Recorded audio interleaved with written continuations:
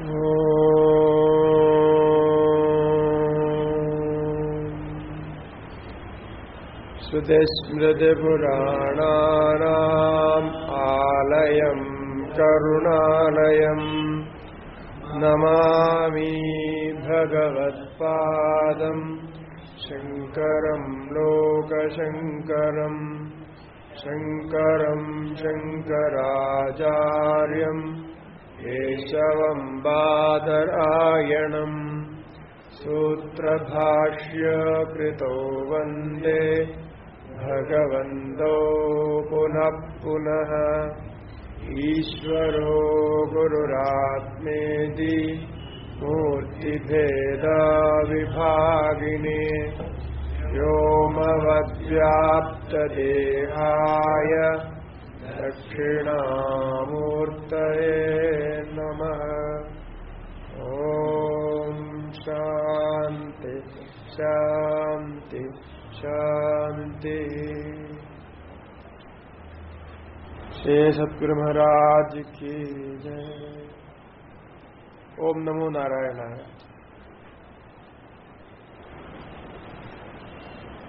ब्रह्मसूत्र तृतीय अध्याय चतुर्थ पाद में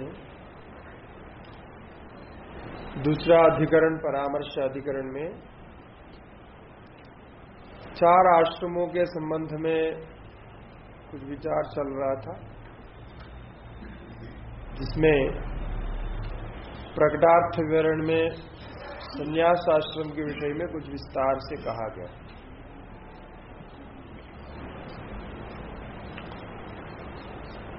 प्रकटार्थ विवरण टीका में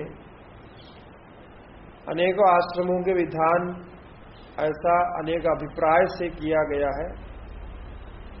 संन्यास आश्रम में ही चार प्रकार का है और विद्वत संन्यास और विदिशु संन्यास के लिए अलग अलग है।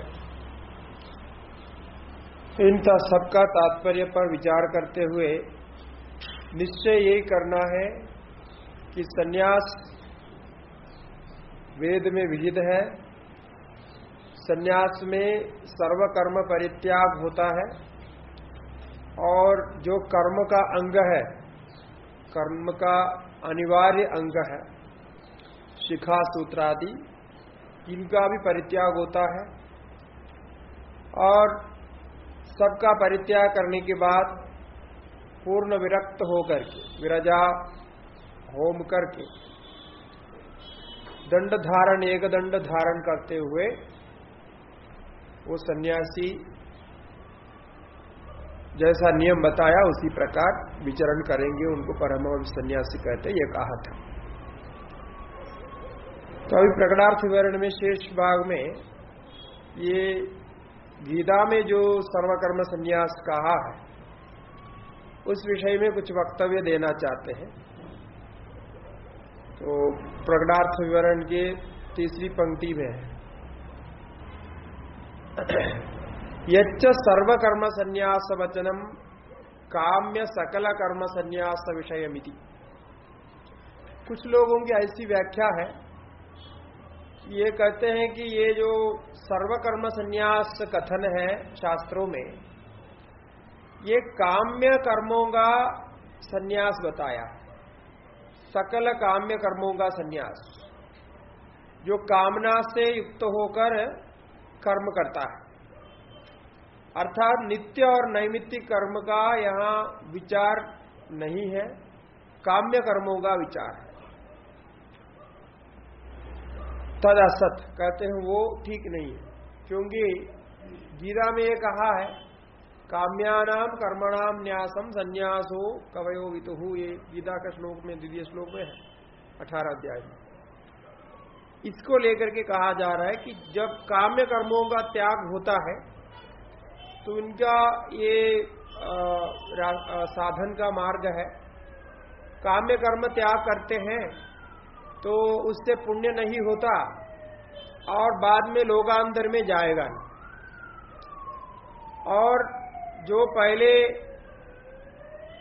जो भी नित्य कर्म नैमित्तिक कर्म करते जा रहे हैं, तो नित्य नैमित्तिक कर्म के फल स्वरूप पूर्वकृत पापों का क्षय होता है।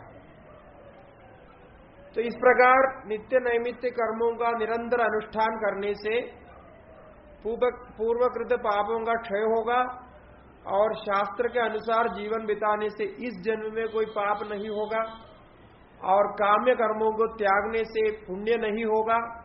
तो इस प्रकार से इस शरीर से मुक्त होने के बाद में फिर शरीर ग्रहण का कोई हेतु नहीं रहेगा, ऐसी उनकी व्याख्या है। जो कर्म के आधार पर ही मोक्ष मानते हैं मीमांसक, वो इस प्रकार कहते हैं। तो यही साधन हो जाता है।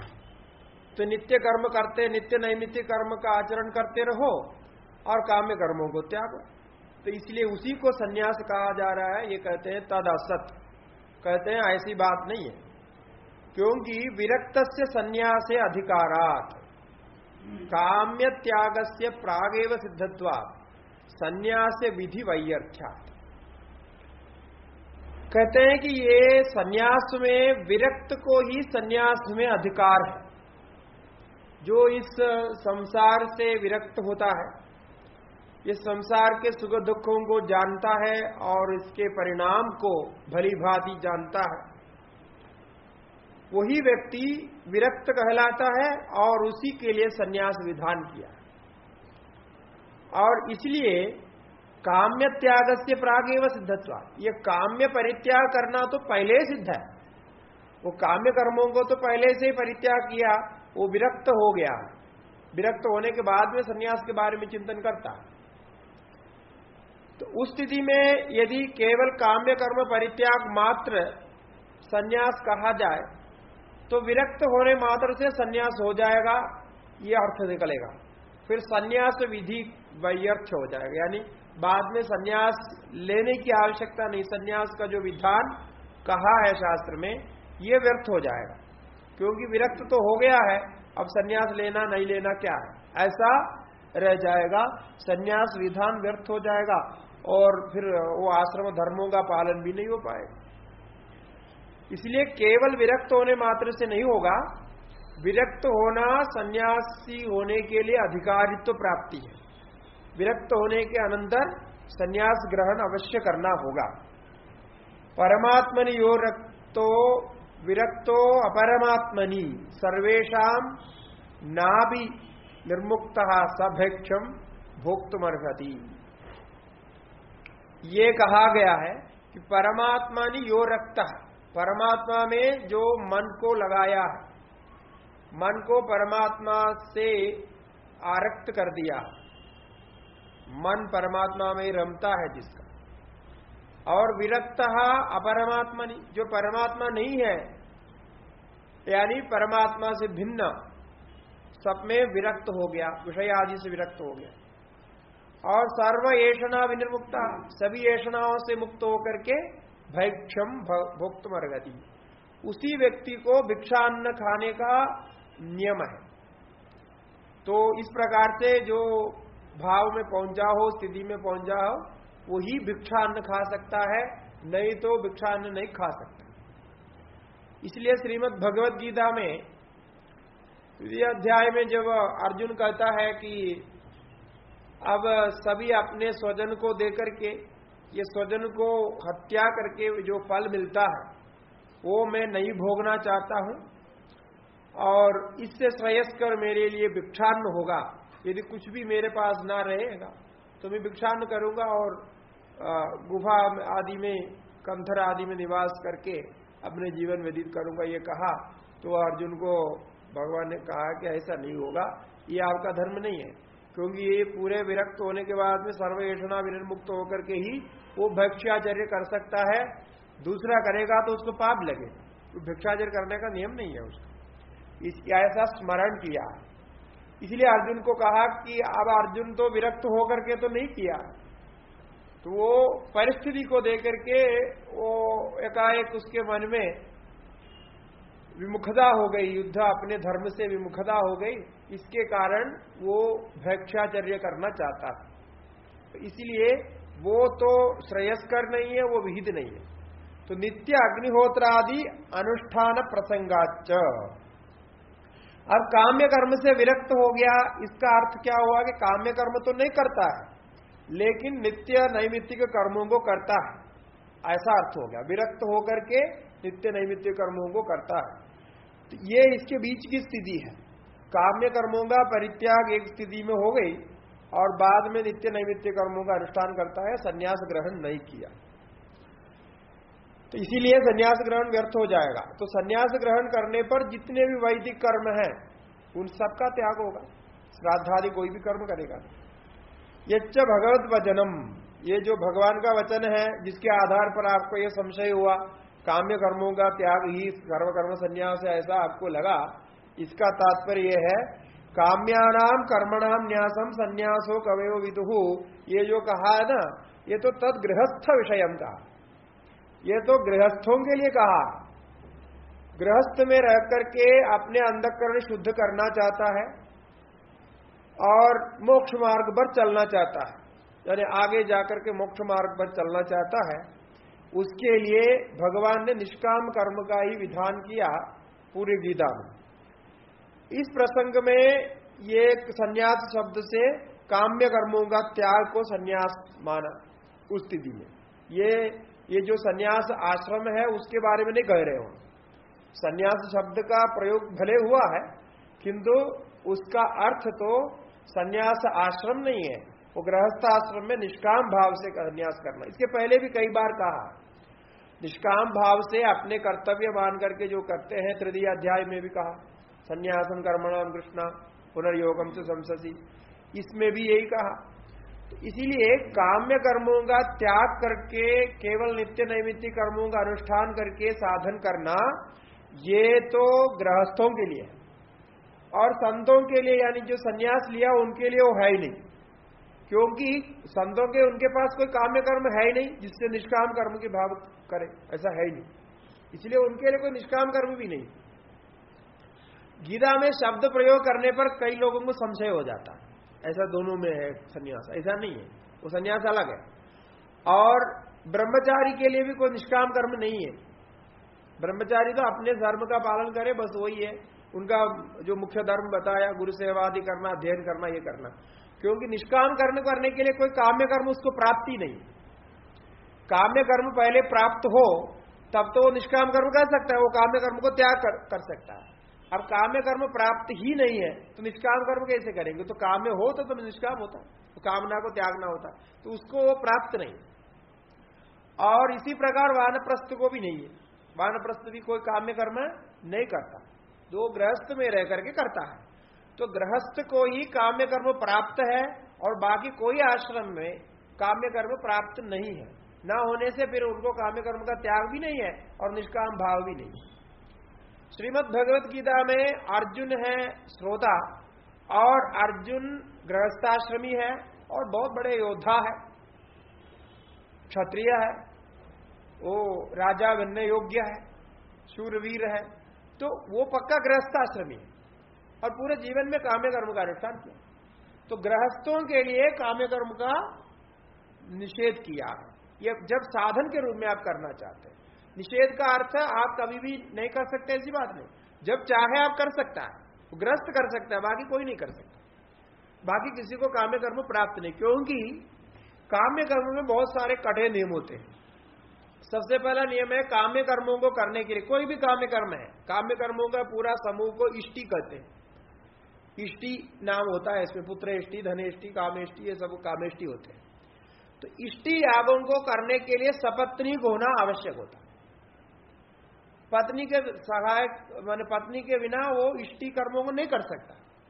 अब नहीं कर इष्टि कर्म पत्नी के बिना होने का मतलब गृहस्थाश्रम में होता है, अन्यत्र पत्नी के बिना नहीं होता। वानप्रस्थ में तो वो विरक्त हो गया, उससे अलग हो गया, वो तो नहीं होता। और दूसरी बात क्या है कि काम्य कर्मों को करने के बाद में कहीं बीच में कुछ दोष आ गया, यानी कर्म आरंभ किया और कर्म सम्यक प्रकार से पूर्णतया समाप्त नहीं किया, तब तो उसका फल नहीं होगा। काम्य कर्मों में ये दोष है, उसका कभी फल नहीं होता है। फल होने के लिए पूरा कर्मों को यथावत कहा वैसा ही करना पड़ता है, नहीं तो फल नहीं मिलेगा। ये काम्य कर्मों में स्थिति है। और भगवत गीता में क्या कहा? स्वल्पमप्यस्य धर्मस्य त्रायते महदो भयात्, ऐसा कहा। इस कर्मयोग का थोड़ा भी कोई अनुष्ठान करता है तो बहुत बड़ा फल है, यानी कि संसार भय से मुक्त होगा, उसको निष्काम भाव में माने मोक्ष मिलेगा, ऐसा कहा। इसका मतलब क्या है कि काम्य कर्म होगा तो थोड़ा करने से फल नहीं मिलता, काम्य कर्म होगा तो पूरा करना पड़ेगा। तो काम्य कर्म से इधर कर्मों की बात कर रहे हैं भगवत गीता, काम्य कर्मों की बात नहीं है कहीं। इसलिए कर्मयोग, ठीक है, कर्मयोग शब्द तो अन्यत्र भी हो सकता है, लेकिन कर्मयोग का जो मुख्य स्वरूप है वो काम्य कर्मों का त्याग करके निष्काम भाव से जो धर्म स्वधर्म मान करके अपना अनुष्ठान करना, वही काम्य कर्मों की स्थिति होती है। इसीलिए जब स्वधर्म का अनुष्ठान न करता है, काम्य भाव से कर्म करता है, उस समय उनको पाप होता है, फल होता है, संसार में बंधन होता है। इसी आशय पर वहां कहा। इसीलिए 18 अध्याय में काम्यानाम कर्मणाम न्यासम संन्यासम कवयो वितुहु, ये जो कहा है ये तो गृहस्थ विषय का, तो गृहस्थ को लेकर के कहा। क्यों? अर्जुन से स्वकर्म करने भगवतः तात्पर्य दर्शना, क्योंकि अर्जुन को अपने ही कर्म में, अपने स्वकर्म में, यानी वो जो वेद विहित अपने आश्रम विहित जो कर्म है उसको करने में भगवतः तात्पर्य दर्शनात्, भगवान का तात्पर्य उसी में है कि अर्जुन को यथावत कर्म करा दिया जाए, तो उसी के लिए वो सब उपदेश दिया। तस्मात् केशव प्रभृति नाम स्वयं कक्षीकृत पक्ष संरक्षणाय प्रक्षिप्त परा अपदेश बाहुवाक्यानाम, ये जो केशव प्रभृति जो व्याख्या किए हैं अन्य अन्य व्याख्याकार, जिन्होंने सन्यास को अन्य अन्य प्रकार से व्याख्या की है, उनका तो स्वकक्षीकृत पक्ष संरक्षण आया, उन्होंने जो पक्ष को अपनाया अपने पक्षपाती रूप से निश्चय करने के लिए ये सब व्याख्या उन्होंने की है। और प्रक्षिप्त परा अपदेश बहुवाक्यान, और बहुत सारे वाक्यों को प्रक्षिप्त माना, या उन्होंने अपने ग्रंथों में बहुत सारे वाक्य ले लिए जो वास्तव में नहीं है, प्रक्षिप्त वाक्य है। ऐसे वाक्यों का परमहंस प्रद्वेष अनल ज्वलिता कलेवरतया, वो क्यों ऐसा किया?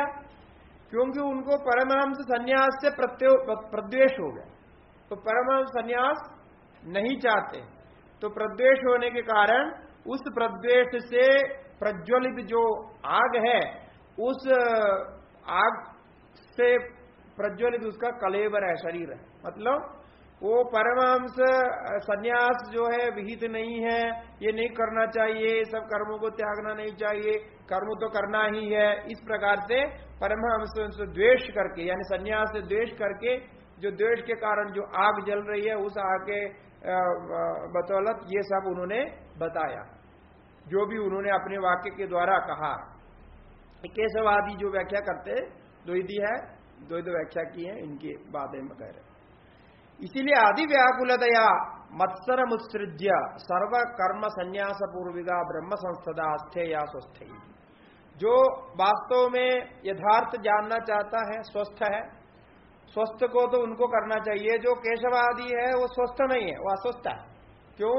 क्योंकि वो परमहंस आदि सन्यास के बारे में द्वेष करता, उसको मानता नहीं। ये अभी भी बहुत लोग हैं, जितने वैष्णव है वो परमहंस सन्यासी को नहीं मानते, और सारे परमहंस सन्यासी को शूद्र मानते हैं, ऐसा है, आपको पता नहीं होगा। हाँ, वो ऐसे मानते। तो शूद्र मानने का मतलब उनको शिखा सूत्र नहीं है, वो ऐसे ही कपड़े पहन के, ये रूप कपड़ा पहन के वो कर रहा, इसलिए वो कोई उनको बिठाते नहीं, वो अलग करते हैं, वो पंक्ति में भी अलग बिठाते हैं। हाँ, प्रवेश नहीं होता, बहुत कुछ होता है। हाँ, तो अलग करते हैं, वो इनको इसलिए मानते हैं कि उनको प्रद्वेष है, ऐसे सन्यास कैसा हो गया, तो सब कुछ त्याग दिया, फिर बाद में ये कर रहा है, इसलिए समस्या है। इसी प्रकार बहुत सारे ने व्याख्या की, ऐसे व्याख्या करके इस प्रकार किया, बोले कि उनका तो प्रद्वेष के कारण कर रहा, प्रमाण के बारे में उन्होंने चिंतन नहीं किया, प्रद्वेष के कारण ऐसा हो गया। इसलिए वे तो मानते भी है, तो कुटीचक बहुतक आदि सन्यास तक मानते हैं, ज्यादा से ज्यादा हंस तक मानते, परमहंस सन्यास को नहीं मानते, वो ठीक नहीं है बोलते। और यहां तो सब लोग सीधा परमहंस लेते, और कुटीचक बहुतक हंस जो है वो उनके अपने तरफ से जो भी संन्यास लेते हैं उसी में मान सकते हैं, बाकी तो नहीं मानते। यहाँ कहीं कहीं होता है, कुटीचक भी होते हैं, अपने घर में संन्यास लेकर के कहीं गांव में रहता है, फिर परिवार से ही भोजन आता है, ऐसा ही होता है। इसीलिए ये सर्वकर्म संन्यास पूर्वक ही ब्रह्म संस्थता प्राप्त होगी, ये आचार्य ने कहा यहां। तो ब्रह्म संस्थो अमृतत्व में यदि वाक्य में ये निश्चय है, ये संन्यास का ही विधान है। कहते हैं आपने बहुत कुछ बता दिया, बोलते हैं बहुजा अत्र वक्तव्यमस्ति, बोलते हैं इतना ही नहीं और बहुत कहने को है इस विषय में, लेकिन ग्रंथ भूयस्त भयात उपरम्यते। अब इतना बता दिया, 2-3 दिन से आप कर रहे हैं, अब और बताएंगे तो और लंबा हो जाएगा। अब एक टीका मात्र में इतने लंबे बताना ठीक नहीं है, तो इसीलिए यद्यपि कहने को बहुत है तो हम यही छोड़ देते हैं, क्योंकि ग्रंथ बड़ा हो जाएगा, इसके लिए यहां छोड़ देते हैं करके प्रकटार्थ विवरण में वो अपने वक्तव्य दिया। अब भाष्य के साथ जोड़ना है इसको। इदानीं ब्रह्म संस्था शब्द से परिव्राजके रूढ़त्व अभ्युपगम्य उपसंहरति। अब भाष्यकार ब्रह्म संस्था शब्द को परिव्राजक सन्यासी में रूढ़ मान करके, उसी में रूढ़ है ऐसा मान करके उपसंहार करते हैं। वो अंतिम में जो भाष्य वाक्य है इसी पृष्ठ में है ऊपर। तस्मात् परिव्राजकस्य आश्रम मात्रा अमृतत्व प्राप्ते ज्ञान अनर्थक्य प्रसंगः इत्येषो भी दोषः नावदरति। कहते हैं तस्मात्, इसलिए ये ब्रह्म संस्था शब्द को सन्यास में ही लेना चाहिए, अन्य में नहीं लिया जा सकता। इसलिए तस्मात् परिव्राजकस्य, जो परिव्राजक है, आश्रम मात्रात अमृतत्व प्राप्त, ये उन्होंने कहा था कि यदि सन्यास से ही ब्रह्म संस्था हो जाएगी ऐसा कहेंगे तो साधन आदि व्यर्थ हो जाएगा, क्योंकि केवल सन्यास लिया और उससे ब्रह्म संस्था प्राप्त हो गई, कोई साधन करने की आवश्यकता नहीं। जो समाधि साधन को कहा गया है वो सारे व्यर्थ हो जाएंगे, तो ज्ञान अनर्थक हो जाए, ज्ञान की भी आवश्यकता नहीं। सन्यास ले लिया और हो गया मोक्ष, ब्रह्म संस्था हो जाएगी। तो ब्रह्म संस्था शब्द का अर्थ है सन्यास में रूढ़ करने पर सन्यास मात्र से मोक्ष प्राप्ति और ब्रह्म संस्था होने लगेगी, ज्ञान आदि साधन अनर्थ हो जाएंगे। ये जो पहले कहा था, बोलते येष दोषो नावतरति, ये दोष नहीं होता। क्यों? क्योंकि तद एवं परामर्शेपि इतरेषाम आश्रमाणाम पारिव्राज्यम तावत ब्रह्म संस्था लक्षणम लभ्येत एव, ऐसा दोष नहीं आता है, क्योंकि ये परिव्राजक आश्रम में आने पर भी विविधुषु आदि भाव से वो ज्ञान को प्राप्त करने के लिए प्रयत्न करेगा। ज्ञान प्राप्त होता है, ज्ञान से ही कैवल्य होता है, ज्ञानादेव तो कैवल्य में ये भी कहा।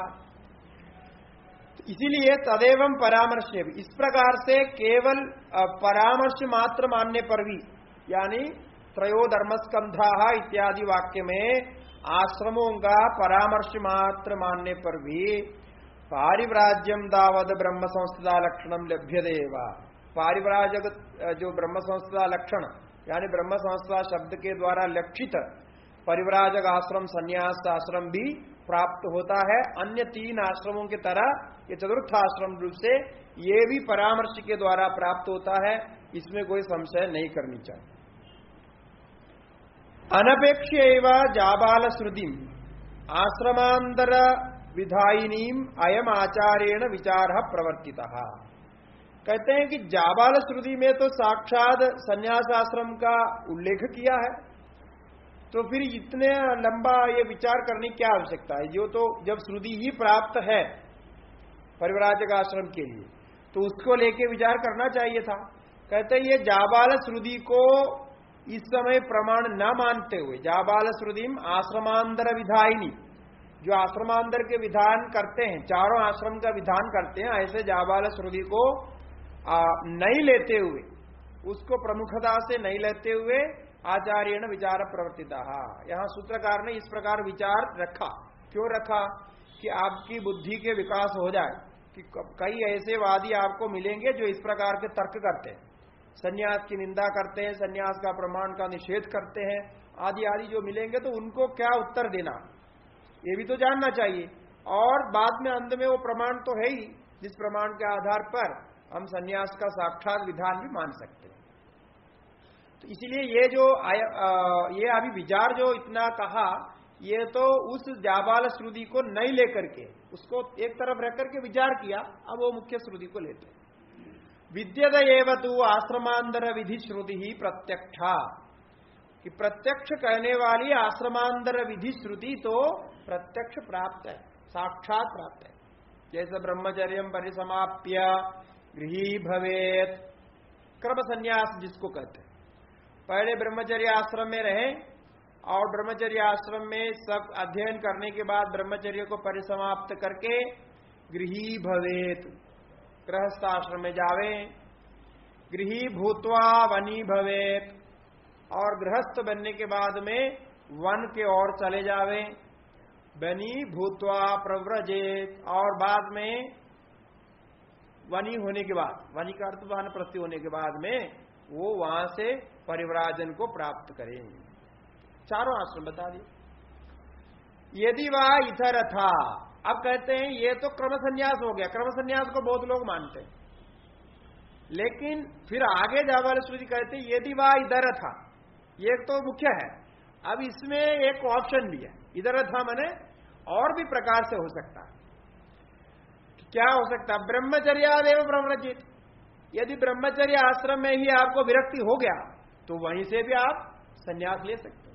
तो बहुत सारे ब्रह्मचर्य आश्रम से सीधा संन्यास लिए, तो ब्रह्मचर्यादेव प्रव्रजित, गृहस्थ में जाने की आवश्यकता है। अब क्या है, पहले जो साधन बताया, जानने की इच्छा जिज्ञासा हो, विविदिषु हो और विरक्त हो। जब विरक्ति आ जाती है, अब विरक्त होने के बाद में उसको कहां फंसा देंगे, कहीं भी जा नहीं सकता। अब वो गृहस्थ में जाकर के वो कुछ कर ही नहीं सकता, वहां से विरक्त। अब गृहस्थ में जाकर के ध्यान भजन करने बैठ जाएगा तो गृहस्थ कैसे चलाएगा, और बहुत मुश्किल हो जाता है। इसीलिए विरक्त होने के बाद में उसको जबरदस्ती गृहस्थ आश्रम में नहीं भेजना, नहीं हो सकता। इसलिए क्या रखा, हमारे संस्कृति में ऐसा रखा कि आपके अध्ययन काल में कहीं भी पूरे जीवन में जो आप बचपन से लेकर के जो जीवन होता है उसमें विरक्त होने के चांस नहीं देते। मतलब ऐसा कहीं आपको विरक्त होने की संभावना हो तो उससे आपको दूर रखते हैं। हाँ, अब हमारे वक्त गांव में सब कहते तो कोई साधु आके होता है, साधु कहीं आता है तो उनके पास जाने नहीं देते, उनको दूर से प्रणाम करना बोले। हो सकता है वो कोई पास जाके नमस्कार करे तो हो जाए। ऐसे ही हो गया था, हम लोग जाके नमस्कार किया तो फिर उन्होंने कुछ बताया, फिर उनके साथ निकल गया, ऐसे हो जाए। तो ऐसे करके वो नहीं करते थे। और कोई साधु आएंगे तो भी कोई मंदिर में रखेंगे, फिर बहुत डराएंगे बच्चे लोग, अरे साधु के पास जाना नहीं, वो पकड़ के ले जाएगा, फिर ये करेगा वो करेगा, और ऐसा करता है और चुरा के ले जाता है, तुम्हारा ये करके वो करके कुछ न कुछ बता देता है। तो फिर डर के मार के जाएगा नहीं।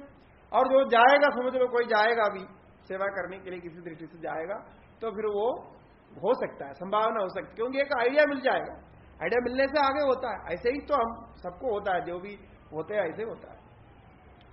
तो अब जब कोई ऐसा देखता है तो वो उनके लिए एक आदर्श बन जाता है। वो सोचता है कि ऐसे ही बनना है, इस प्रकार आदर्श होता है।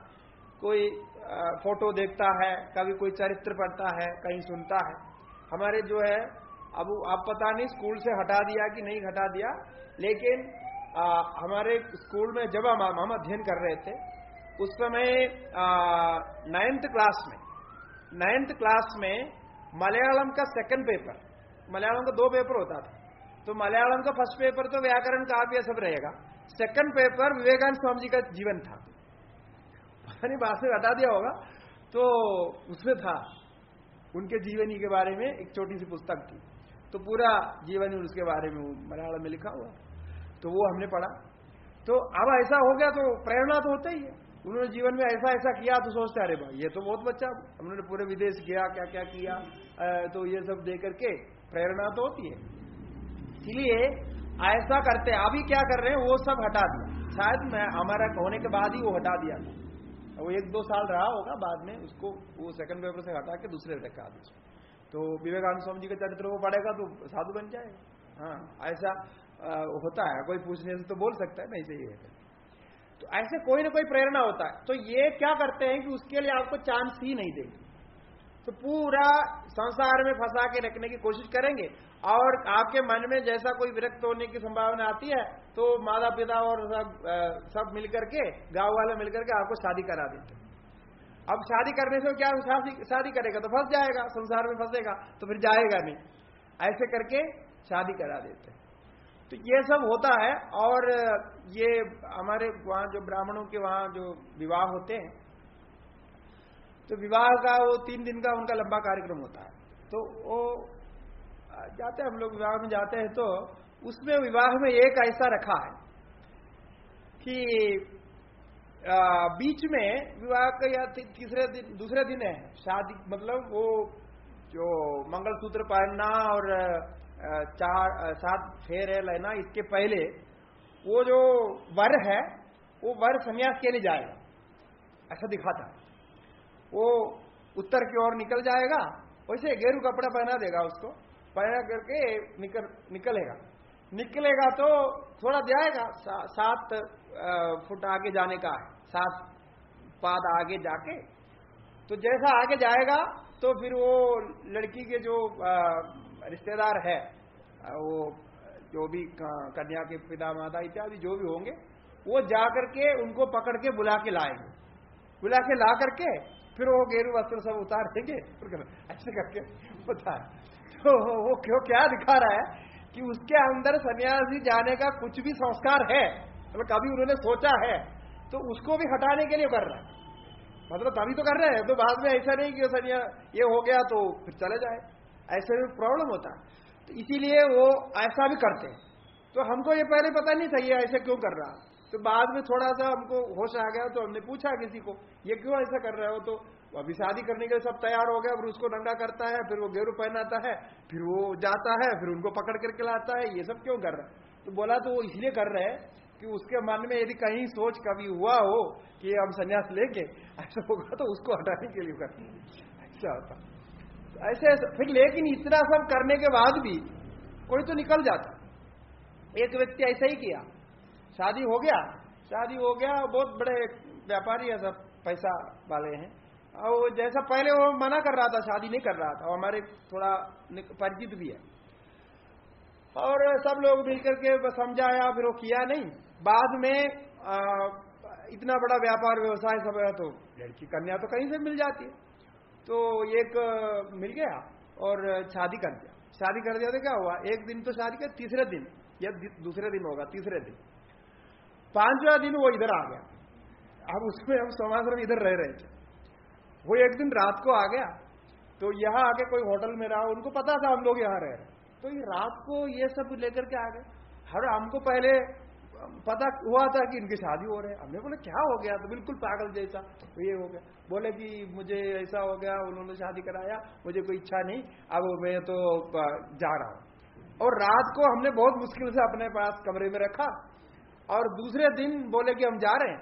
जाकर के पता नहीं वो कहाँ गया, गोमुख चला गया कहाँ। उस समय ठंडी का समय भी था, फरवरी महीना ऐसे कुछ था, तो उस समय जब गंगोत्री बंद था उस समय भी ऊपर चले गया, और 1 हफ्ते के 4-5 दिन बाद ढूंढना ही है, अब वो करके तो रात को निकल गए तो कैसे करेंगे।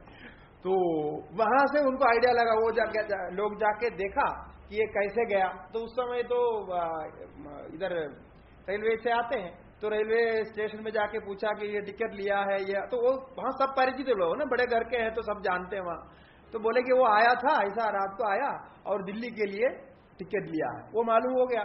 फिर उन्होंने आइडिया लगाया कि ये दिल्ली का टिकट लिया तो हो सकता है हिमालय की ओर गया होगा, क्योंकि उनका सब मित्र लोग गया होगा। ऐसे करके फिर सब लोग इधर आया, इधर आके पता नहीं पुलिस को बोला। पहले वो कमरा जो लिया था होटल में, उसमें उन्होंने क्या किया कि वो कमरा तो लिया, सामान वहां छोड़ दिया। वो विरक्त तो हो गया था, जो बैग बुक लाया वो भी वहां छोड़ दिया था, छोड़ करके वो चला गया था। तो फिर वहां आकर के पता लगा कि आदमी आया है, एड्रेस लिखा हुआ है, तो वो मालूम हो गया। फिर वो जो ढूंढने वाला है हमारे पास आए और हमारे से आके हमको बोलने लगे, आप लोग जो आ गया तो उनको रोकना चाहिए था। हमने बोला हम कैसे रहता, रात को तो मुश्किल से रहा, जैसे सुबह उठ करके कब चला गया हमको पता नहीं, वो तो भाग गया, वो कहाँ गया, आप ढूंढो उधर गया होगा। फिर वो गया, गंगोत्री गया, पता नहीं कहां जाकर के ये 4-5 दिन में वापस लाके फिर हमारे पास लाया। फिर बिठाया, चाय चुई पिलाया, फिर हमने समझाया देखो भाई ऐसा करेंगे बहुत अच्छा होता है, सबका बदनाम होता है, अब जो भी हो गया आप जो है वापस जाओ, ऐसे करके पूरा उपदेश दिया कि फिर जो भी सब मिलकर के उपदेश दिया, समझाया बुझाया, फिर वो वापस गया। वापस लेके गया नहीं था, वो क्या करे, नहीं तो वो केस भी कर सकता है, इसलिए वो लोग वापस लेके गया। वापस लेके जाने के बाद में फिर जैसा भी ये सेट हो गया, अब सेट हो गया तो कैसा सेट हो गया, जैसा भी वापस में घर के लेके गया, वो घर चल रहा है। बाद में अभी क्या हुआ मालूम नहीं, बहुत साल से कोई संपर्क नहीं। एक ऐसा होता है, हमने पूछा कि क्या हुआ, वो बोलता है कि मेरे को पहले से ही इंटरेस्ट नहीं था, अब जैसे शादी होने के बाद मुझे लग गया कि मैं कोई जेल में फंस गया हूं, मैं तो कहां हो गया, मेरा क्या होगा, ऐसे करके मेरे को चिंता होने लग गया और मेरा तो बीपी चढ़ गया, घबराहट आ गया, ऐसे हो गया, तो क्या करूं, ऐसे करके। वो ऐसा कोई कमजोर दिल का ऐसा है ना आदमी नहीं, आदमी बिल्कुल फिट है, हेल्थी है, मोटा तकड़ा है, काम करता है, सब कुछ है, लेकिन दिमाग में नहीं है। अब वो कैसे कैसे बाद में ऐसा होता है। तो इसीलिए ये सब कुछ करने के बाद भी विरक्त हो गया तो क्या कर सकते, उसको जबरदस्ती दोबारा नहीं किया जा सकता, और दोबारा करने पर परेशानी हो जाती है, वो चलेगा नहीं।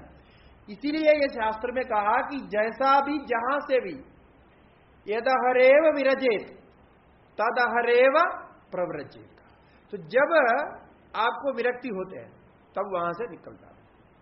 अभी तो वो अभी जो है, ये जो व्यक्ति जिसके बारे में बोल रहा हूं, वो कन्नूर में है, केरल में कन्नूर में है, अब याद आ गया, तो कन्नूर में है, और वहां उनका बड़ा बिजनेस है, ये क्या बोलते हैं, ये जो नमकीन वमकीन वगैरह बनाते हैं, बेकरी बिजनेस, ये सब है, बहुत सारे हैं। और उनका हमने सुना, कोई भी अभी वो दुकान चलाता है, सब दुकानों में बोल रखा है, उनके जितने दुकान हैं, होटल्स है, सब है, सब जगह बोल रखा है, कोई भी साधु रास्ते से जाएगा, रेलवे स्टेशन में जाएगा, कोई भी जाएगा, उनको मालूम होगा तो वो वहां के जो कर्मचारियों को बोल रखा है, उनको बुला के लाना, और वो जब आता है तो सुबह आता है तो पूरा नाश्ता पानी सब खिलाना है, और इतना पैसा उनको दक्षिणा देना, वो भी सब रखा है। तो इसलिए उनका होता है। अब वो तो मिलते नहीं, वो पता नहीं कहाँ रहता है, लेकिन उन्होंने सब जगह बोल के रखा। हमको भी कई बार रेलवे स्टेशन में आके खाना खिलाए वो लोग, तो उनको मालूम होता है कि कोई साधु आता, उन्होंने ऐसे स्टैंडिंग इंस्ट्रक्शन दे रखा है। कोई भी आएगा रेलवे स्टेशन में, कहीं बस स्टैंड में खड़ा है, कोई बस के लिए खड़े है, कुछ भी है, कोई ऑटो पकड़ने के लिए खड़ा है, उसको भी बुला के लाता है, बढ़िया से सब आइटम खिलाता है, पैसा देता है, सब पैक करके देता है, वो फ्री में करता है, ऐसा है। तो वो है, उनका कुछ भाव है, अब क्या है, ऐसा कुछ होता है। तो इसलिए संस्कार का ज्ञान होने के लिए, इसलिए ये पहले जो है ना, ये जो कुंडली वगैरह देखते हैं, उसका कारण ये है कि वास्तव में कुंडली दे करके करना चाहिए। कुंडली दे के तो उसमें पता चलता है कि इसका सन्यासी हो गया कि भाग जाएगा नहीं जाएगा, वो पता चलता है लगभग। तो पता चलने के बाद में उससे फंसाना नहीं चाहिए, फंसाने से क्या एक परिवार, वो कन्या तो फिर वो अकेले रहनी पड़ेगी, उनका चलना पड़ेगा, बहुत मुश्किल होता है। अब कुछ भी ऐसा दिखता है तो उनको छोड़ देना चाहिए, कोई करने से फिर प्रॉब्लम होता है। और क्योंकि कर्म लेके आया है, अब वो कितने समय कब तक आप जबरदस्ती रखेंगे, मुश्किल होता है। इसीलिए कहा कि यदि वा इधर था ब्रह्मचर्यादेव प्रव्रजे गृहाद वा बनाद वा, तो ब्रह्मचर्य से ही हो सकता है आप सीधा संन्यास ले, या गृहस्थ होने के बाद में वहां से संन्यास ले, या वनाद वा, या वन से संन्यास ले। तो ऐसा कहीं से भी आप संन्यास ले सकते। इसके आगे ही है यदहरेव विरजे तदहरेव प्रव्रजे, ऐसा इसके आगे श्रुति है। ये फिर आएंगे आगे, इसके बारे में और चर्चा आएगी चतुर्थ अध्याय में। न चय्यम श्रुति अनधिकृता विषया शक्यावत। अब क्या बोलता है, उनका क्या तर्क है, अरे ये श्रुति तो है, हमने भी देखा, लेकिन ये श्रुति जो है ना, वो अच्छे जो तंदुरुस्त है, जो कर्म करने के लिए योग्य है, पढ़ा लिखा है, सब योग्यता है जिनके, उनके लिए नहीं है। ये श्रुति उनके लिए है कि जो योग्य नहीं है। जैसा बोला, कोई अंधा है, कोई लंगड़ा है, और कोई तबीयत ठीक नहीं है, बीमार रहता है, और कोई व्यवसाय कार्य कुछ कर नहीं सकता, पैसा कमा नहीं सकता, और गृहस्थाश्रम नहीं चला सकता, जैसा घबराता है कोई, तो ऐसे लोगों के लिए है जो जिनकी क्षमता नहीं है, वो अधिकारी नहीं है, अनधिकार विषय है। तो वो तो कहीं भी से भी अनधिकारी हो गया तो होना चाहिए। जैसा आप घर से निकाल दिया तो फिर क्या करेगा वो, तो घर से निकाल दिया तो जाके संन्यास ले गया, और क्या करेंगे। तो उनके लिए कहा है इसीलिए यदि वा इधर था जो कहा, ये तो अनधिकृत विषया शक्या वक्त, ये अनधिकृत विषय मान लेना चाहिए, बाकी कुछ नहीं। क्यों? अविशेष श्रवणा, ये अनधिकृत विषय नहीं हो सकता है। वो ऐसा तर्क देते हैं अनधिकृत विषय नहीं हो सकता है, क्योंकि अविशेष श्रवणा, कोई विशेष नहीं कहा कि यहां लिखा है क्या कि जो कर्म नहीं कर सकते उसको जाना चाहिए, जिसके पास पैसा नहीं है उसको जाना चाहिए, ऐसा तो नहीं कहा है ना, ऐसा नहीं कहा, सबका सामान्य रूप से बोल रहा है। तो अनधिकृत विषय में या अनधिकृत आप कहां से ला रहे हो? तो पृथक विधानाच अनधिकृता नाम, क्यों ऐसा ये अनधिकृत विषय नहीं है? क्योंकि उसी श्रुति में उसी मंत्र के ही आगे वाक्य आप देखेंगे, ये तो पहला भाग है, उसके आगे देखेंगे तो अनधिकृत विषयों के विषय में भी वहां कहा है, सबके लिए कहा। वहां इतना तक कहा कि जिस किसी को भी सन्यास में इच्छा हो गई तो उनको सन्यास लेना चाहिए, जिस किसी को, ऐसा कहा। वो जैसे जैसे अधिकारी के अनुसार इस प्रकार से तत्त स्तर पे सन्यास लेंगे, ऐसा कहा है। मैंने सामान्य विषय अविशेष कहा, क्योंकि देखिए अध पुनरेव व्रती व अव्रती व स्नातको वा स्नातको वा उत्सन्नाग्नि अनग्निको वा इत्यादि जब श्रुति है। तो जो ऐसा है अनधिकृत जो भी हो, सन्यास के लिए अनधिकृत का अर्थ है कि सन्यास लेने की इच्छा तो रखता है लेकिन उसके लिए पहले तैयारी नहीं की, जैसा गृहस्थ ब्रह्मचर्य में, गृहस्थ में, वानप्रस्थ में सब करके क्रम से होना चाहिए, ऐसा कुछ भी नहीं है। तो उसके लिए सामान्य के लिए कहा, सबके लिए कहा। क्या कहा? देखिए कि व्रती, पहले कहा कि वो व्रती हो तो भी छोड़कर संन्यास ले सकते। व्रती का मतलब गोदानादि व्रत आदि जो किया हो, गोदान करना होता है, मनुष्यों को दान करना होता है, संन्यास के पहले बहुत कुछ नियम बताया, वो सब करता हो, या फिर ब्रह्मचर्य आदि व्रतों का पालन किया हुआ हो या नियम विधि से किया हुआ हो, इस प्रकार व्रती हो, ये कहा। अव्रती, इस प्रकार का व्रत नहीं किया, अब उसको व्रत करने का अवसर नहीं मिला, नहीं किया। और स्नातक होगा, और जो स्नातक हो गया, स्नातक माने गुरुकुल में विद्या प्राप्त करके गुरु के आशीर्वाद से, गुरु के अनुग्रह से जब गुरुकुल से निवृत्त होता है, जिसको हम ग्रेजुएशन कहते हैं, गुरुकुल से निवृत्त होना, यूनिवर्सिटी कॉलेज से निवृत्त होता है, तो ये ग्रेजुएशन जो है वो किया हो या नहीं किया हो, मतलब ग्रेजुएटेड हो ना हो, इसका कोई सन्यास में फर्क नहीं पड़ता। क्योंकि जो ग्रेजुएशन किया है तो सन्यास में वो तो पढ़ाई तो होती नहीं, वहां ग्रेजुएशन किया हो तो भी यहां आकर के शुरू से पढ़ना पड़ेगा, तो वहां का यहां काम नहीं आएगा ना। तो इसलिए कहा है कि वो स्नातक हो या स्नातक ना हो। हिंदी में स्नातक शब्द ही प्रयोग करते हैं, जो स्नातक मतलब ग्रेजुएटेड को स्नातक ही बोलते। स्नातक का अर्थ क्या है? स्नान किया हुआ। तो स्नान माने ये जो एक स्नान होता है, समावर्तन काल में एक अभिषेक करते हो, स्नान करते हैं, मुंडन करा करके सब करके स्नान कराते हैं। आजकल जो ग्रेजुएशन होता है उसमें क्या होते हैं, जो विदेशियों का जैसा एक कोट बनाते हैं, फिर एक टोपी जो है, ये पता नहीं है कहां से आया है ये सब कलाकारी, वो उसी को ग्रेजुएशन बोलते हैं। तो वो होता है, यहाँ ऐसा नहीं होता, यहाँ तो सारा मुंडन करना पड़ता है, मुंडन करके फिर अभिषेक कराएंगे, गुरुजी अभिषेक कराएंगे। अभिषेक कराना ही होता है, मंत्र पढ़ के शुद्ध करेंगे कि ये जो विद्या प्राप्त किया आपके भलाई के लिए हो, समाज के भलाई के लिए हो, और ये हमेशा आपके दिमाग शुद्ध रहे इत्यादि कोई मंत्र पढ़ के और हवन ववन पूजा करके फिर ग्रेजुएशन होता है, और उपदेश भी देंगे आगे क्या करना है। इसी को स्नातक कहते हैं, और जो ऐसा नहीं किया हो स्नातक है। और उत्सन्नाग्नि अनग्नि गोवा, उत्सन्नाग्नि माने अग्नि आधान कर दिया, तो गृहस्थ होने के बाद में अग्नि आधान करता है। अग्नि आधान करने के बाद में जो है पत्नी गुजर गई, तो पत्नी गुजर जाने के बाद में फिर वो अग्निहोत्र नहीं कर सकता, जो कर्म नहीं कर सकता, तो नहीं करने के कारण उसको फिर अनग्नि हो जाता है, सन्नाग्नि हो जाता है, अग्नि को त्याग दिया, ऐसा अर्थ होगा। उत्सन्नाग्नि माने मृत भार्या, यही लिखा कि भार्या मरने के बाद में फिर उत्सन्नाग्नि हो जाता है। और अनग्निको वा, जिसने अग्नि का आधान किया ही नहीं, अग्नि परिग्रह नहीं किया, अग्नि आधान किया नहीं, वो उसको भी, उसी के लिए भी कहा। अब इससे ज्यादा क्या हो सकता, सबको ले लिया उन्होंने कि वृद्धि हो या अवृद्धि हो, स्नातक हो अस्नातक हो, उत्सन्नाग्नि अनग्निको वा इत्यादि, ये सब क्या है, अनधिकारी भी है अधिकारी भी है। अवृद्धि है तो अधिकारी है, अवृद्धि है तो अनधिकारी है, स्नातक है तो अधिकारी है और अस्नातक है तो अनधिकारी है, उत्सन्नाग्नि अनधिकारी है और उत्सन्नाग्नि हो अनग्नि हो, दोनों अनधिकारी है। तो इनके लिए, सबके लिए कहा। इसीलिए क्या जानना चाहिए कि ये जो गृहाद्वा वनाद्वा इत्यादि वाक्य सन्यासी के लिए मुख्य वाक्य ही है, ऐसा जानना पड़ेगा। ब्रह्मज्ञान परिपाकांगत्वाच पारिव्राज्यस्य न अनधिकृत विषयत्व। भाष्यकार छोड़ते नहीं, वो कह रहे हैं कि ये जो आप हमारे ऊपर आक्षेप लगा रहे जितने भी अनधिकारी है, ऐसा करते, क्योंकि सन्यास होने के बाद में बहुत सारा नियम है। तो सन्यास जैसा अभी सन्यासी हो गया, साधु हो गया, तो वो कोई भी गृहस्थ संबंधी मांगलिक कर्म में नहीं जा सकता, नहीं जाना चाहिए।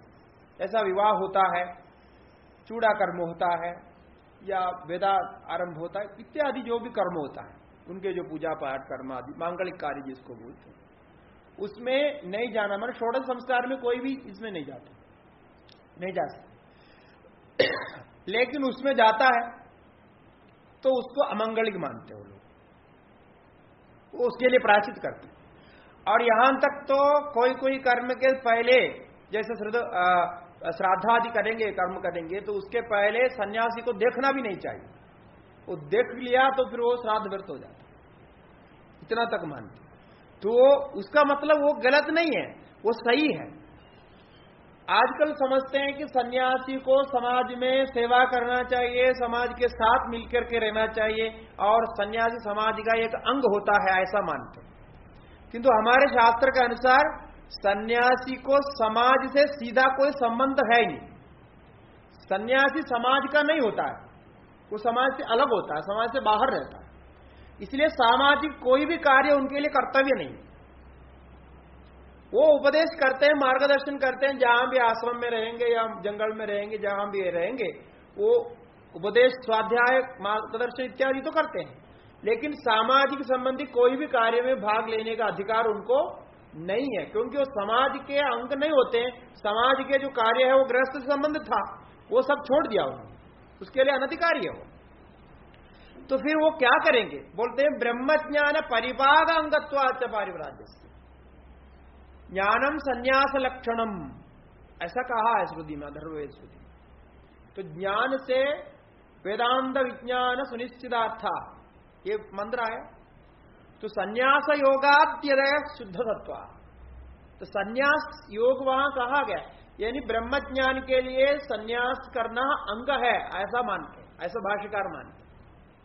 इसमें सभी अन्यवादियों के आपत्ति है।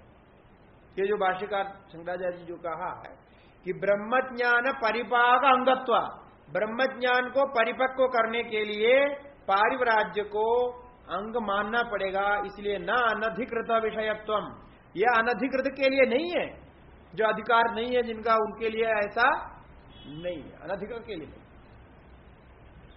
तच्च दर्शयति, इसके संबंध में भी जावाल श्रुति में जो चतुर्थ मंत्र के बाद में पंचम मंत्र में आया, अध परिव्राट विवर्णवासा मुंडो अपरिग्रह शुचिरद्रोही भैक्षाणो ब्रह्म भूयाय भवति, ये श्रुति पहले ही आ गया टीका में। अध परिव्राट, परितः व्रचति इति परिव्राट, वो सर्वत्र परिभ्रमण करता रहता है।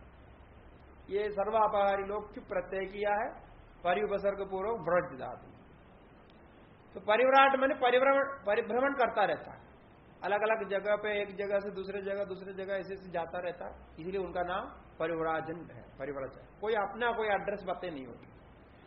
अध विवर्णवासा, फिर वो कैसे वस्त्र पहने, विवर्णवास पहनना चाहिए। विवर्णवास का ये अर्थ है कि जो वस्त्र पहना हुआ है वो गैरी का वस्त्र है, गैरी का वस्त्र का धारण करते हैं। इसी को विवर्णवास कहा जाता है। मुंडहा, सिर को मुंडाना चाहिए। क्यों?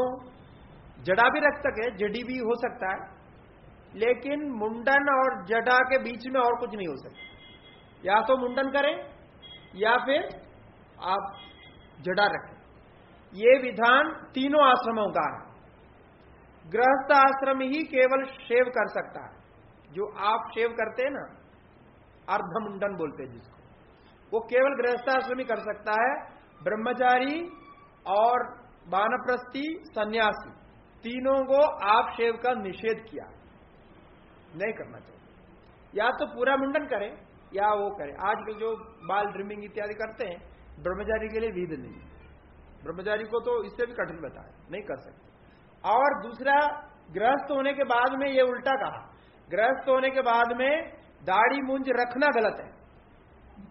हाँ, बोले गृहस्थ होने के बाद में दाढ़ी मूंछ काटना पड़ेगा, क्योंकि जब वो समावर्तन करता है ना, समावर्तन के साथ में एक खट्टो आरोहण करके एक कर्म है जो समावर्तन करते हैं, जो ग्रेजुएशन अभी बोला, अध्ययन किया, अब गृहस्थ में जा रहा है, तो उस समय उनको कहा गया कि वो सारा मुंडन करके जाएगा और उसके बाद में वो फिर शेव करके वो रहता है, गृहस्थ आश्रम में जाकर के ऐसा रहता है। उसका दो विभाग है, मूंछ रख भी सकता है, नहीं भी रख सकता है। तो वो एक कर्म, इसके विशेष विधान में मूंछ नहीं रखते हैं और अन्य को रख सकता है। वो तो जैसे ब्राह्मण आदि बहुत जो है मूंछ नहीं रखते हैं, और कहीं कहीं कोई कोई शाखा वाले मूंछ रखते हैं, जैसे महाराष्ट्र आदि में मूंछ रखते हैं ब्राह्मण भी। हमारे दक्षिण में ब्राह्मण मूंछ नहीं रखते, पूरा ही शेव करते हैं।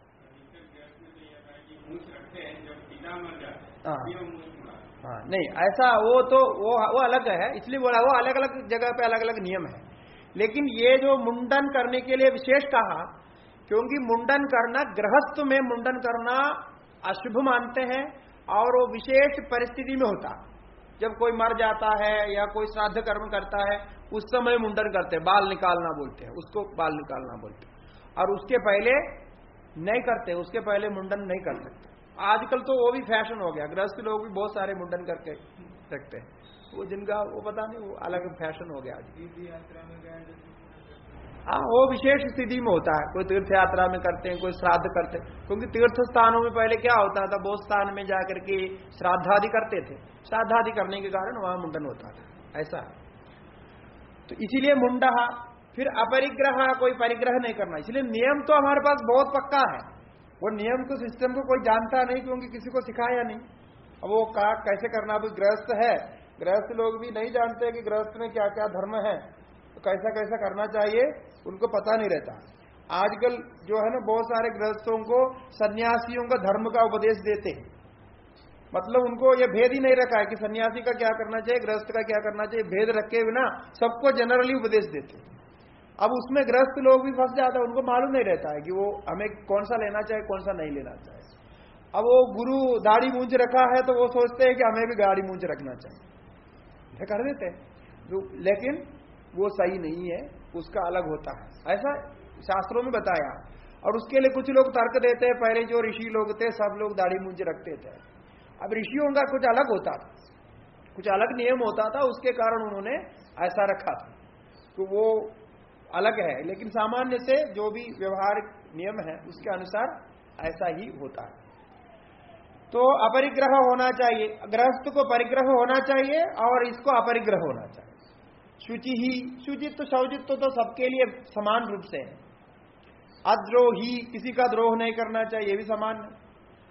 भैक्षाणो, भिक्षा प्राप्त करते हुए, भिक्षाटन करते हुए, ब्रह्म भूयाय भवति, वो तो ब्रह्म को जानने के योग्य बन जाता है, ब्रह्म ज्ञान उसको प्राप्त होता है, ऐसा कहा है। तस्मात् सिद्धा ऊर्ध्वरेदाश्रमा। अब यहीं से हम शुरू किए थे कि उन्होंने कहा ऊर्ध्वरेदाश्रम है ही नहीं, ऐसा कहा, तो ऊर्ध्वरेदाश्रम सिद्ध हो गए, यानी केवल गृहस्थ आश्रम ही प्रामाणिक है, अन्य आश्रम प्रामाणिक नहीं है, जो कहा वो गलत है, सभी आश्रम प्रामाणिक है। सिद्धम च ऊर्ध्वरेदस्सु विधानात् विद्यायाः स्वातंत्र्यमिति। इसलिए ऊर्ध्वरेद आश्रमों में ये विधान होने के कारण विद्या स्वतंत्र है, यानी ब्रह्म विद्या स्वतंत्र है, ये भी सिद्ध होता है। ऊर्ध्वरेद आश्रम 4 आश्रम है, ये भी सिद्ध होता है, सब कहा। अब आगे जब चतुर्थ अध्याय आएगा इसके बारे में और विचार करेंगे। न्याय निर्णय टीका देखिए, इसने जो मंत्र दिया, मंत्र का अर्थ दिया है। न्याय निर्णय टीका ये नीचे से तृतीय पंक्ति में, ब्रह्मचर्ये स्थितस्यैव पारिव्राज्य इच्छा गार्हस्थ्ये च वैराग्यम दैवयोगादि स्यादित्यर्थः।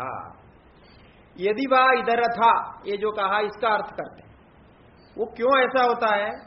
क्योंकि ब्रह्मचर्य में रहते हुए ही किसी को पारिव्राज्य की इच्छा हो जाती है, और कभी कभी दैव योग से अपने कर्म के कारण गृहस्थ में जाने के बाद भी परिव्राजन करने की इच्छा होती है। तो उस स्थिति में यदि गृहस्थ में गया तो गृहस्थ आश्रमी होने के कारण उनको अपने धर्मपत्नी से अनुमति लेकर के ही परिव्राजन करना चाहिए, ऐसा नियम है। और ब्रह्मचारी हो तो माता से अनुमति लेकर के कर सकता है, और जिनके माता पिता नहीं है तो कोई ये नहीं है। जो माता हो तो माता से अनुमति लेना आवश्यक होता है, और गृहस्थ में हो तो गृहस्थ के पत्नी से अनुमति लेना आवश्यक होता है, उसके बिना संन्यास नहीं होना चाहिए। और वानप्रस्थ में तो ठीक है, वानप्रस्थ में दोनों जाते हैं तो ठीक है, नहीं तो एक दूसरे को मान ले तो तब तो उसी से भी हो सकता है। माने संन्यास कभी भी लेना है तो या तो माता से या पत्नी से या फिर पत्नी से, दोनों में से अनुमति लेकर के करना चाहिए, ऐसा विधान किया। उसके बिना नहीं होता है। उसके बिना यदि आप संन्यास लेंगे तो वो ठीक नहीं होता है, ऐसा कहते हैं। नहीं ले सकते, वो अनुमति लेने तक इंतजार करना पड़ेगा। इसलिए तो शंकराचार्य जी ने अनुमति लेने के लिए वो सब किया ना, तो अनुमति लिए बिना नहीं हो सकता, उनका आशीर्वाद लेना पड़ेगा। तो अनुमति किसी को नहीं मिलता है तो फिर उसके लिए कुछ व्यवस्था करनी पड़ेगी, उनको समझाना पड़ेगा, ऐसा होता है। और कोई साथ में भी निकल जाते हैं, ऐसे होता है, जो कई साल तक इंतजार करते हैं अनुमति लेने के लिए। हाँ, ऐसा होता है। अब आजकल तो और भी व्यवस्था हो गई है। आप जो है अनुमति नहीं लेते हैं, फिर ये हो जाता है, यदि डाइवोर्स करना चाहते डाइवोर्स कर सकते, डाइवोर्स करके फिर जो भी आपके पैसा है उनको दे दिया, देने के बाद में फिर आप संन्यास ले लिया, हो गया, ऐसा भी हो सकता है। लेकिन इस शास्त्र में डाइवोर्स का विधान नहीं, डाइवोर्स हो नहीं सकता। उस ग्रस्त हो गया तो मैंने हमेशा के लिए फिर ग्रस्त ही है, वो डाइवोर्स नहीं हो सकता। और उनके परस्पर बात करके तो हो सकता है, बात करने को रोक। हाँ, वो नहीं, डाइवोर्स तो अपोजिट नहीं है। आप दोनों मान लिया कि हमें साथ में नहीं रहना है, तो लीगली डाइवोर्स कर रहे हैं ना। तो पत्नी भी मान रहे हैं कि मुझे ये पति नहीं चाहिए, पति मान रहे हैं मुझे ये पत्नी नहीं चाहिए, ठीक है, उसमें आपस में संवाद करके निश्चय करते हैं लोग, कोर्ट में बुला करके दोनों पूछते हैं ना। तो इसलिए वो तो अनुमति नहीं दिया तो डाइवोर्स देके फिर बाद में, हाँ, वो तो नहीं होता। हमारा धार्मिक दृष्टि से तो ठीक नहीं होता, लेकिन व्यवस्था की दृष्टि से अब ऐसा करना पड़ेगा। यदि नहीं माना तो क्या करेंगे, फिर ऐसे करना पड़ेगा। ये जो भी हो ऐसा कहा है, इसलिए कहा है कि वहां की परिस्थिति को देकर के देव योग से यदि वहां से भी कोई विरक्त होता है तो वो भी संन्यास ले सकता है, यह अनुमति जाबाल श्रुति देती है। आगे टीका में दी, यस्तु अनधिकृत अंधादि विषय संन्यास से आदित, वो आक्षेप करते हैं कि ये तो संन्यास जो है ना अंधादियों को विषय करता है, जो अनधिकृत है कर्म में। तत्र बोलते हैं ये अंधादियों के विषय करने वाले नहीं। अब देखिए, जो जो अच्छे स्वस्थ होते हैं वही अच्छे सन्यासी बनते हैं, और उसके बाद में बहुत कुछ कार्य करते, बहुत कुछ कार्य करता हुआ दिखाई दे रहे। इसलिए कोई अलग लक्षणहीन वो सन्यास का जो है देखने पर ऐसा भी कहते हैं कि वो उसके शरीर देखने पर, ऐसे कई लोग कहते हैं। जो छोटे बच्चे होते हैं ना, जिनको शरीर शास्त्र मालूम है, सामुद्रिक शास्त्र जिसको कहा जाता है, लक्षण दे करके बता देते हैं कि ये सन्यास में जाएगा, ऐसा बोलते हैं।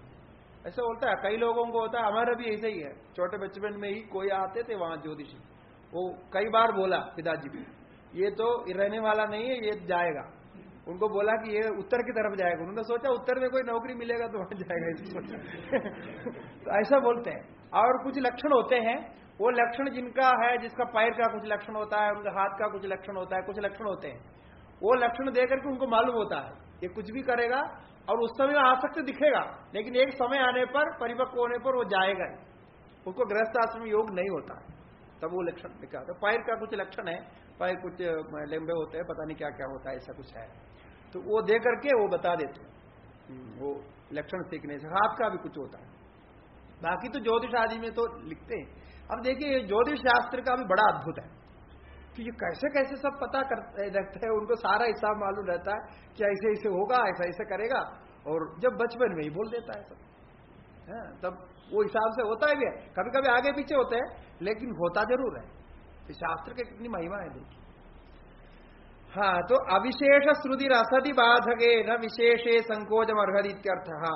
जो अविशेष श्रुति है ना, अब ये यहाँ दो श्रुति है, एक तो विशेष श्रुति है, एक अविशेष श्रुति है।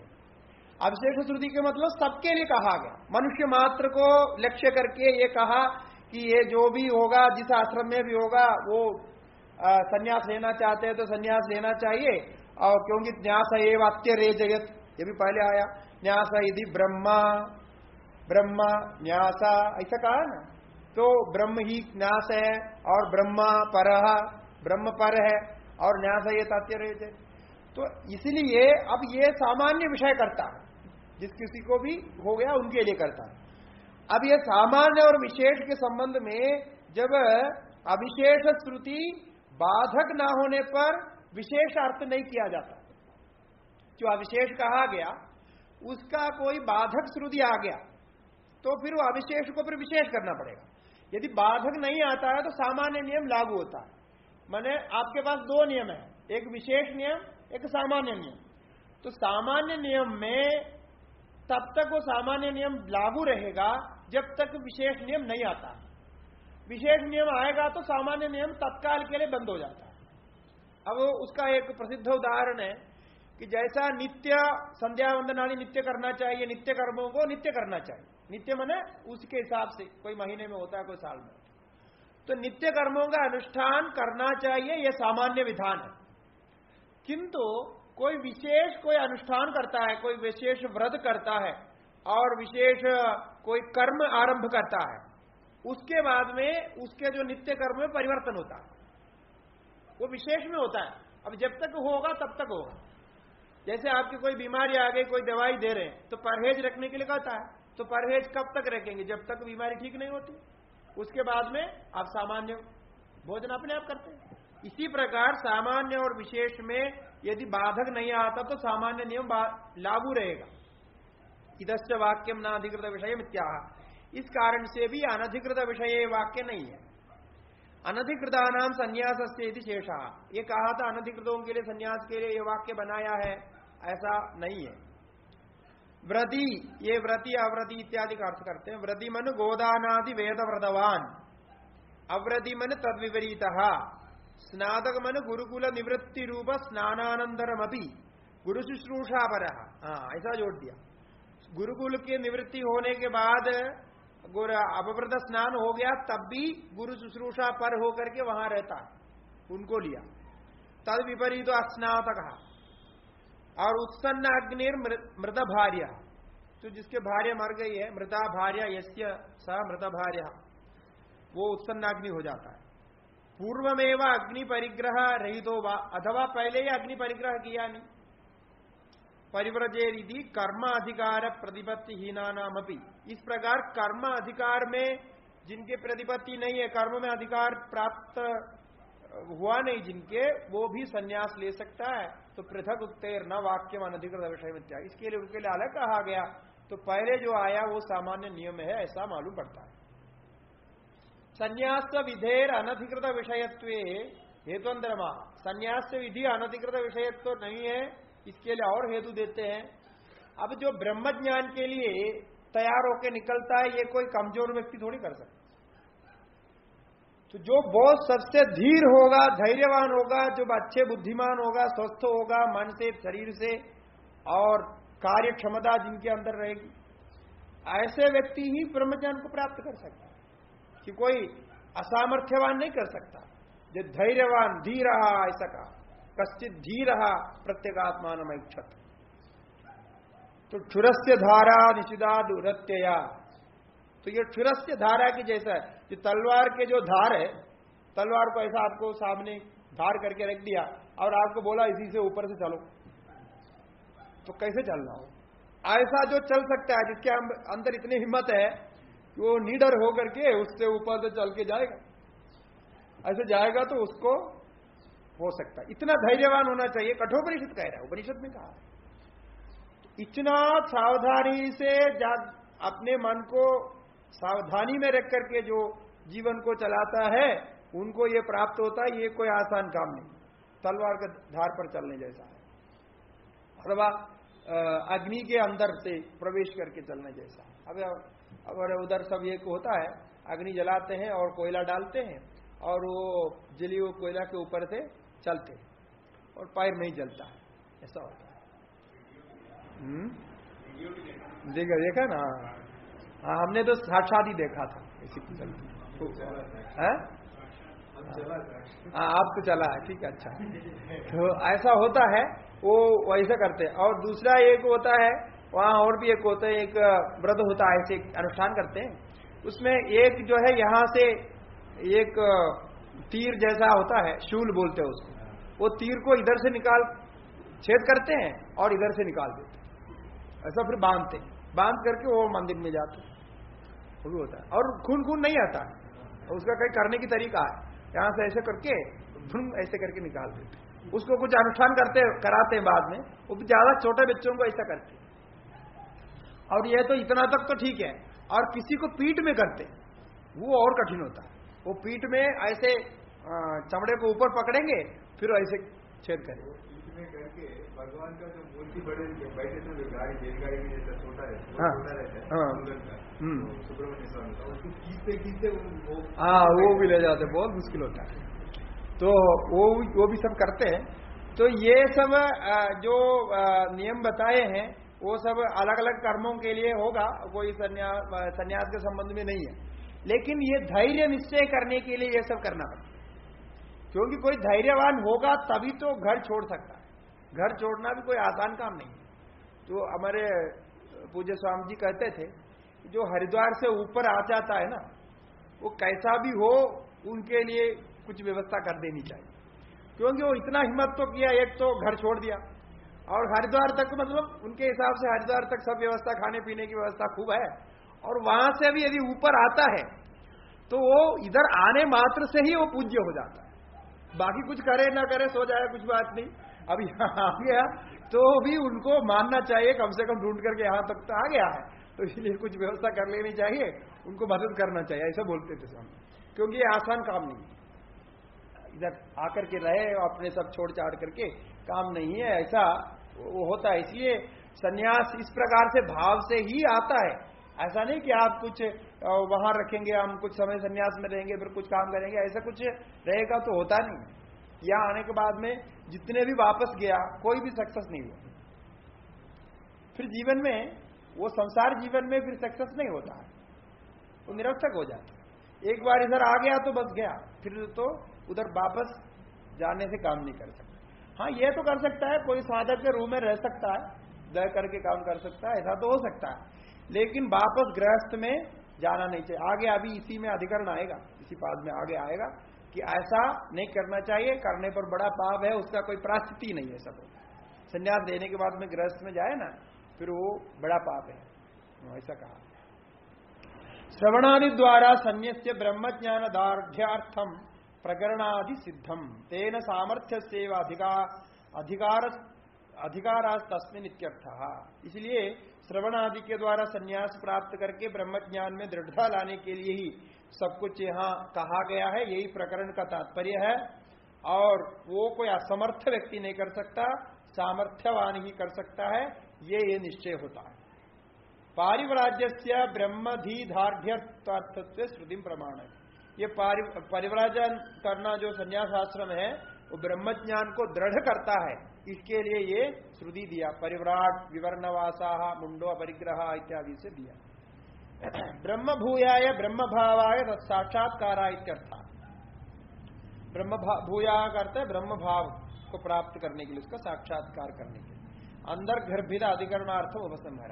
यहां तक बहुत कुछ बात हो गई, तो वो अभी अधिकरण जिस उद्देश्य से आरंभ किया था उसको उपसंहार करना चाहिए।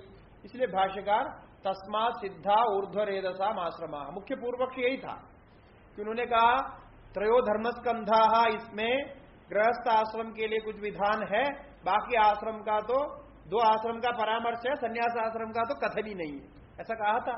उसको लेकर के ये परामर्श अधिकरण आरंभ हुआ था। अब इसलिए उसका समापन करते। हाँ, तेषाम प्रमितत्वेन अनुष्ठीयमानत्वे भी प्रकृते किम जातमित्याशंक्य प्रथम अधिकरणार्थम निगमयति। इसलिए अन्य आश्रम तो प्राप्त है, उनका अनुष्ठान होता है, ये प्रमाण होता है, ठीक है, लेकिन यहाँ आपके संन्यास आश्रम के विषय में क्या निश्चय हुआ? तब कहते हैं कि सिद्धम च ऊर्ध्वरेदस्सु विधाना विद्याया स्वातंत्र्यमिति। प्रथम अधिकरण के साथ संबंध कर रहे हैं कि विद्या स्वतंत्र ही है, स्वतंत्र फल देती है। विद्या यानी ब्रह्म विद्या स्वतंत्र फल है, उसका अधिकारी भी स्वतंत्र है, वो किसी से कुछ उसका संबंध नहीं, ऐसा फल देता है। इस प्रकार से इस अधिकरण का समाप्ति है। इति द्वितीयम परामर्श अधिकरणम। इस प्रकार से इसमें 2 बड़ा अधिकरण यही है इस पाद में, बाकी छोटे छोटे अधिकरण है। तो परामर्श अधिकरण यहां समाप्त होता है। ओम पूर्णमतः पूर्णमिदं पूर्णात् पूर्णमुदच्यते पूर्णस्य पूर्णमादाय पूर्णमेवावशिष्यते। ओम शांति शांति शांति।